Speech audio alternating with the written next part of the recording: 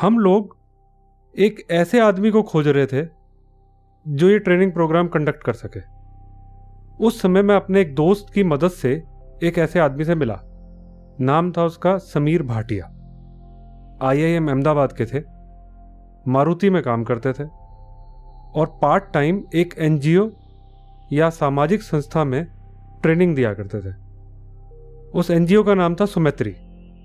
ये सुमैत्री एक ऐसी संस्था है जो कि लोगों को, जो लोग भी डिप्रेस होते हैं या जिनके मन में आत्महत्या का ख्याल आ जाता है, वो ऐसे लोगों को जीवन में वापस लाने में हेल्प करती है। अब कैसे करते हैं ये लोग? दरअसल सुमैत्री एक हेल्पलाइन है, एक उनका फ़ोन नंबर है। उदाहरण के लिए आप मान लो कि अगर आप दुखी हो, डिप्रेस हो या आपके मन में किसी भी वजह से आत्महत्या का ख्याल आ रहा है, तो आप इस नंबर पर कॉल करोगे और दूसरी तरफ से जो आपकी कॉल रिसीव करेगा वो एक ट्रेन्ड वॉलंटियर है। फोन पर सिर्फ बात करके ये लोग सिचुएशन को डिफ्यूज कर देते हैं। अब ये कितना मुश्किल काम है। अगर आप इसे अपने काम से कंपेयर करेंगे तो मान लो अगर आप कुछ बेचने गए, सामने वाले ने आपकी बात नहीं सुनी, नहीं मानी, आपके प्रपोजल को रिजेक्ट कर दिया, तो क्या होगा? कुछ नहीं, कोई आसमान थोड़ी टूटेगा। किसी ने भी आपको अगर मना कर दिया तो आप किसी दूसरे के पास चले जाओगे। ज्यादा से ज्यादा आपका एक सेल का नुकसान होगा। लेकिन सुमैत्री के वॉलेंटियर का काम इतना आसान नहीं है। अगर वो अपनी कॉल ठीक से नहीं लेता है तो हो सकता है कि जो कॉल कर रहा था वो आत्महत्या कर ले। सुमैत्री में हर कॉल एक जीवन और मरण का सवाल होता है। ठीक से हैंडल की गई हर कॉल एक जान बचा सकती है और गलत हैंडल की गई कॉल एक जान ले सकती है। सुमैत्री में जितने वॉलेंटियर्स हैं, उन्हें जो ट्रेनिंग देता था वो था समीर भाटिया। मैं ये सब सुनकर बहुत इम्प्रेस हुआ। मुझे लगा कि अगर यह आदमी हमारी कंपनी में ट्रेनिंग देगा तो हमें बहुत फ़ायदा होगा। मैं उनसे मिला और उनसे पूछा कि सुमैत्री में वो क्या और किस प्रकार की ट्रेनिंग देते हैं। तो उन्होंने मुझे बताया कि उनकी ट्रेनिंग का जो बेस है वो उनका वॉलेंटियर एक अच्छा और सेंसिटिव आदमी हो और इसके साथ साथ वो एक अच्छा लिसनर हो। नॉन लिसनर के अलावा वो बोलते हैं कि एक बहुत इंपॉर्टेंट बात है कि वो नॉन जजमेंटल भी हो, कि जब वो कोई कॉल ले तो कोई जजमेंट ना पास करे और अपनी तरफ से कोई एडवाइस भी ऑफर ना करे।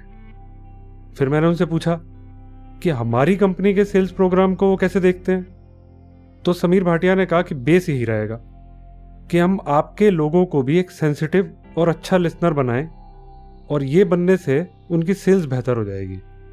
हालांकि सच ये है कि एक अच्छा लिसनर बनने से, सेंसिटिव इंसान बनने से सेल्स कैसे बेहतर होगी उस वक्त तो मुझे समझ में नहीं आया। अब हमारी कंपनी में उस वक्त में जो GM थे उनका नाम था मिस्टर प्रदीप कुमार, जो खुद जमनालाल बजाज इंस्टीट्यूट से MBA किया हुआ था। उन्होंने काफ़ी अच्छे और मेहनती इंसान थे, एक अच्छे लीडर थे। अब मैंने इस ट्रेनिंग प्रोग्राम का प्रपोजल उन्हें दिया कि क्यों ना हम अपनी कंपनी में ये ट्रेनिंग प्रोग्राम कंडक्ट कराएं। मगर उन्हें आइडिया अच्छा ही नहीं लगा, शुरू से ही नहीं अच्छा लगा। उन्होंने कहा कि अगर ये ट्रेनिंग वगैरह जो है ये सब देखा जाए तो बकवास है, इसमें सिर्फ पैसा खर्च होगा और फ़ायदा कुछ नहीं होगा। हमारी फील्ड जो है वो एक टेक्निकल फील्ड है। अगर कोई ट्रेनिंग टेक्निकल एस्पेक्ट से जुड़ी हुई दे तो वो तो हमें हेल्प कर सकती है, लेकिन ये नॉन टेक्निकल जो बातें हैं इनसे कुछ नहीं होता। जो भी आप ये ट्रेनर की बात कर रहे हो, ये आएगा, इसे हमारे ट्रेड के बारे में तो कुछ पता नहीं है, या उससे जुड़ी हुई जो प्रॉब्लम्स हैं उसके बारे में तो उसको कुछ पता नहीं है, तो वो हमारी हेल्प कैसे कर सकता? अब अगर हमारा टॉप आदमी कन्विंस्ड नहीं है तो मेरी तरफ से मैं कोई ज़बरदस्ती नहीं करना चाहता था। मैंने समीर भाटिया को अपने GM प्रदीप जी के विचार बता दिए और कहा कि हमारे यहाँ ये ट्रेनिंग प्रोग्राम नहीं हो सकता। समीर भाटिया ने सुना और कहा कि क्या वो एक बार प्रदीप जी से मिल सकता है। मैंने कहा यह मैं कर सकता हूँ। फिर मुझे मन में लगा मिलने दो, देखते हैं कि समीर इस सिचुएशन को कैसे हैंडल करता है, और अगर वो प्रदीप जी को कन्विंस कर पाता है, अपने को खुद को बेच पाता है, तो मुझे और पक्का हो जाएगा कि वो एक डिजर्विंग ट्रेनर है। और दूसरी तरफ अगर नहीं कर पाता तो फिर ये एक तरह से अच्छा ही हुआ कि हमने उसको मना कर दिया। जो खुद को नहीं बेच सकता वो हमारे लोगों को बेचने की ट्रेनिंग क्या देगा। अब इन द मीन टाइम मुझे लगा कि क्यों ना मैं समीर भाटिया का जो काम है इसको थोड़ा और मुश्किल कर दूं। मैंने प्रदीप जी को कहा कि वो ट्रेनर एक बार आपसे मिलना चाहता है। अब उसका कारण ये है क्योंकि प्रोडक्शन जो मेरे साथ हुई थी उसकी वो एक फ्रेंड के थ्रू हुई थी, तो इसलिए मुझे उसे मना करने में थोड़ी दिक्कत हो रही है। तो क्या प्रदीप जी आप मेरा ये काम कर दोगे? दो एट द सेम टाइम मैं आपकी बात से सहमत हूं कि हमारी कंपनी में हमें कोई ट्रेनिंग नहीं चाहिए। वो आए तो सीधे सपाट शब्दों में मना कर देना, 2 मिनट से ऊपर का समय मत देना। अब प्रदीप जी ने ये बात बड़ी खुशी खुशी मान ली और तैयार हो गए। अब मैंने समीर भाटिया की मुश्किल का एक लेवल और थोड़ा बढ़ा दिया। एक ऐसे दिन मीटिंग फिक्स की जिस दिन हमारा सारा सेल्स स्टाफ मंथली मीटिंग के लिए आया हुआ था। ऐसा दिन था जब प्रदीप जी को सांस लेने की भी फुर्सत नहीं थी। अब स्टेज सेट था। समीर भाटिया आया और सीधा प्रदीप जी के केबिन में गया, और मुझे दिल से उम्मीद थी कि 2 मिनट में मीटिंग फिनिश हो जाएगी और समीर भाटिया मेरे सामने होगा। लेकिन ऐसा नहीं हुआ। 10 मिनट निकल गए, 15 मिनट निकल गए, 30 मिनट निकल गए, 1 घंटा, 1.5 घंटा, और फाइनली मेरा दरवाजा खुला। समीर भाटिया की बजाय अंदर आए प्रदीप जी, बिल्कुल एक्साइटेड, खुश, और बोले कि ये सर यही ट्रेनर चाहिए, अगले महीने से रेगुलर सेशन शुरू करते हैं। I was shocked. मैंने उनको कहा क्या प्रदीप जी, उसने आपको बातों में फंसा लिया। मैं तो आपकी पहली वाली बात से ज्यादा कन्विंस्ड हूं कि हमें पैसा खराब नहीं करना है, और आपको सिर्फ मना करना था, और अब आप बिल्कुल उल्टा बोल रहे हो। प्रदीप जी बोले नहीं, मैं गलत था, हमें ट्रेनिंग भी चाहिए और यही ट्रेनर चाहिए। अब प्रदीप जी गए, समीर भाटिया आया। मैंने उससे पूछा कि भैया ये चमत्कार किया कैसे तुमने? वो भी तब जब मैंने आपका काम इंटेंशनली और मुश्किल कर दिया था। जानते हो समीर भाटिया ने ये कैसे किया? सिर्फ सुनकर, by being a good listener. Sameer ने कहा कि 1.5 घंटे की बातचीत में उसने लगभग कुछ भी नहीं बोला।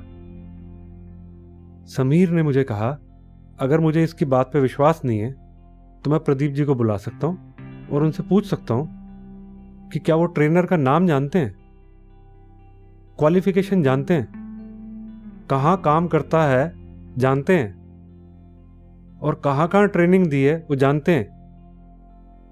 वो ट्रेनर के बारे में कुछ भी नहीं जानते। और पता है क्या कारण है? कारण यह है कि समीर सुनता रहा, वो बोलते रहे। इतना कलाकार था समीर भाटिया। अगले 6 महीने समीर ने उस वक्त हमारे लोगों को ट्रेनिंग सेशन दिए। उस ट्रेनिंग में पास्ट में रहे कुछ लोग अभी भी हमारी कंपनी में हैं, आज भी याद करते हैं कि खाली सुनकर सेल्स कैसे लाई जाती है। अब ये देखो, लिसनिंग कोई आपके कभी स्कूल में या कॉलेज के अंदर किसी करिकुलम के अंदर कभी नहीं आई होगी।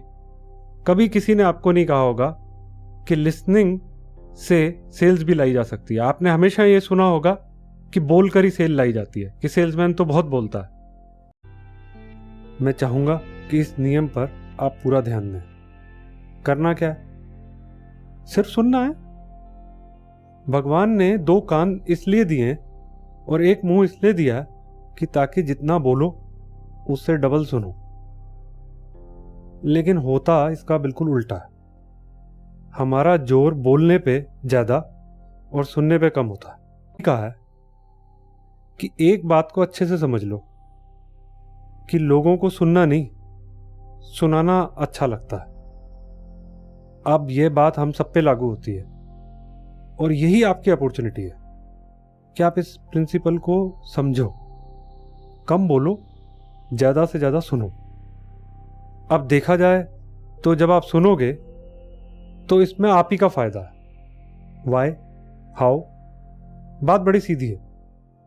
Listening is an opportunity to learn. आप अब तक इस जिंदगी में जो कुछ भी जानते हो, बचपन से लेके आज तक, वो सब आपने सुन के या पढ़कर ही जाना है। जब आप पढ़ते हो तो उस वक्त इनडायरेक्टली आप सुन ही रहे हो। कान से नहीं सुन रहे, दिमाग से सुन रहे हो। अगर आप ध्यान से सुनते हो, दिल से सुनते हो और कुछ अच्छा लगे तो दिल से तारीफ करते हो, तब लिसनिंग एक इमोशनल बॉन्ड क्रिएट करती है। एक्सप्लेन किया है कि लिसनिंग 3 तरह की होती है। नंबर 1, कान से सुनना, यानी सामने वाला बोल रहा है और आप चुपचाप बैठे हो, बिल्कुल साइलेंट, चुपचाप। तो देखने वाला कोई तीसरा आदमी हो तो उसको ऐसा लग सकता है कि आप सुन रहे हो, कान खुले हैं भाई आपके। लेकिन ये जरूरी नहीं है कि आप सुन ही रहे हो। आपकी साइलेंस ये नहीं बताती।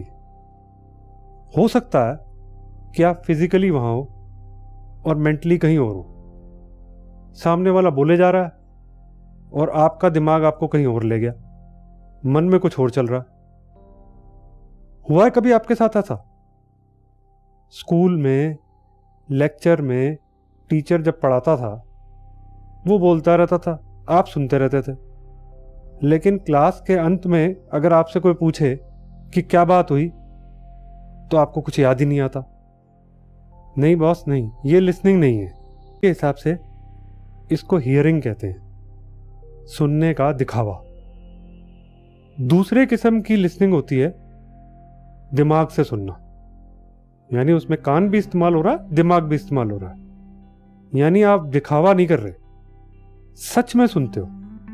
जो कहा जा रहा है उसको सुनते हो, लेकिन मन ही मन में अच्छा लगे तो उससे एग्री करते हो, अच्छा ना लगे तो मन ही मन में डिसएग्री करते हो कि ये बात तो ठीक नहीं है।